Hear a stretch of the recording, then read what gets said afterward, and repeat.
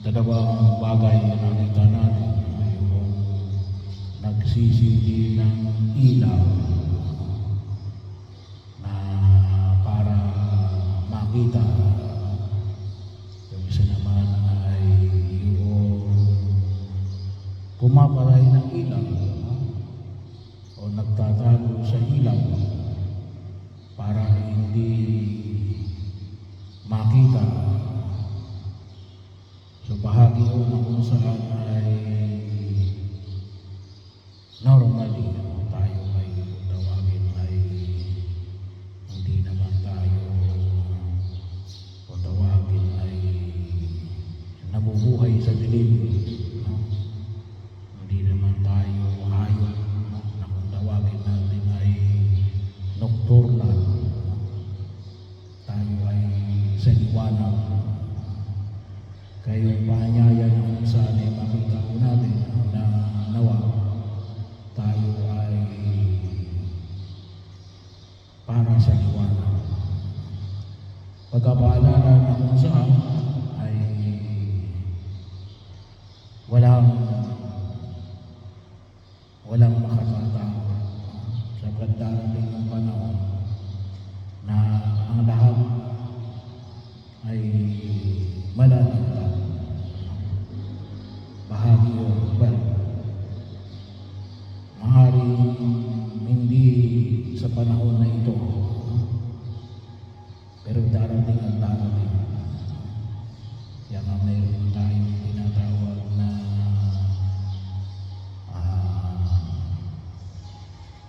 yung second judgment, no? Kasi yung first judgment, no, ay ipapakita naman sa atin sa harapan ng Diyos, no?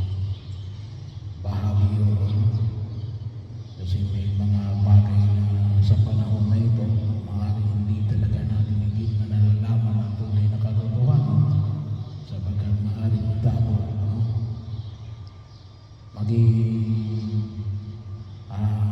Lumipas man ang mga panahon, kaya hanggang ngayon hindi talaga natin alam, no?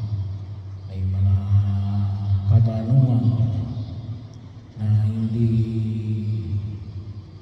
pa maliwanag at karon sa ngayon kahit na maraming taon na lumipas, maaaring centuries o millennia. Pero sabi nga, darating yung panahon, yun nga lamang, no? Doon pa sa pag-uukom, yung malawakang pag-uukom, yung tinatawag natin general judgment, no? Pero malalaman at malalaman din ang tunay na katotohanan. Kaya bahagi ko na kung saan ay makita ko natin at ito rin, magaman yung pakalawang puntos, no? Paanyaya ni Jesus natin, pagpupiliin nyo ang inyong pakikinig, sapagkat ang mayroon ay bibigyan pa, ngunit ang wala ay aalisan, pati ang inaakala niyang nasa Kanya. Kasi kapag yung pundasyon natin ay mababa, ay hindi maging matibay yung ating pagkilo sa daigdig na ito, no? So kaya sinabi na yung inaakala natin meron ay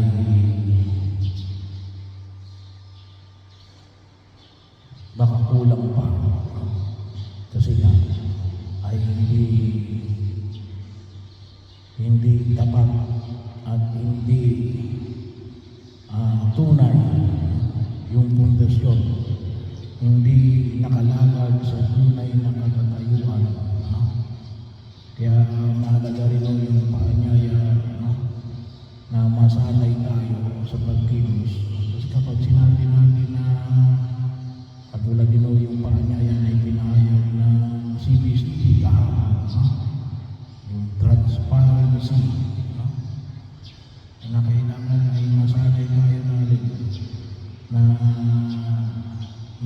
transparent. No? Makita natin yung tunay na katatayuan, hindi lamang sa larangan ng pananalapi, no? Ngunit maging bahagi yun na kung saan ay makita ko natin na sa ating buong pagkilos sa daigdig na ito. At kagiban din dito yung accountability. So, kinakailangan ay sanayin natin yung ating sarili. Sapagkat kung ang pagbabasihan natin ay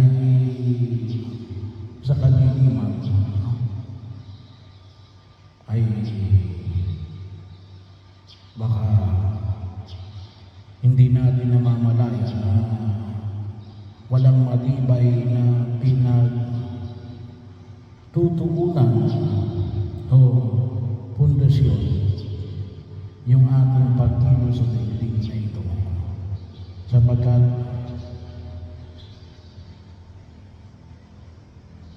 sa pag-aakala, kasi kapag ikaw ay namuhay sa kadiliman, kung akala mo ikay makalusog, ay wala tayong patutunguhan. Palaging babalik tayo sa zero. Pero makita natin na kapag nasanay ang pagkilos natin sa tinatawag natin na masanay tayo na tayo ay transparent, ito yung kinalalagyan natin at kaya natin pangatawanan, ay siguradong lalago yung buhay natin sa daigdig na ito, sapagkat alam natin at maliwanag sa atin ang ating pinangkagalingan. At sabi nga, nasasanay tayo na alin, nakikita talaga natin kung ano yung tunay na katatayuan. Walang dayaan. Walang dayaan. Walang magiging cause problem. Kaya po, may mga tawagin natin, yung term na ginagamit na guni-guni. Bakit? Sapagkat namuhay sa kadiliman. Kaya yun ay hindi lamang isang kaisipan, ngunit na rin yung pagsasanay ng pagkilos. Ang tawag na natin ay pamamaraan ng buhay. Kaya yun yung amon ay pinapasa ng Jesus.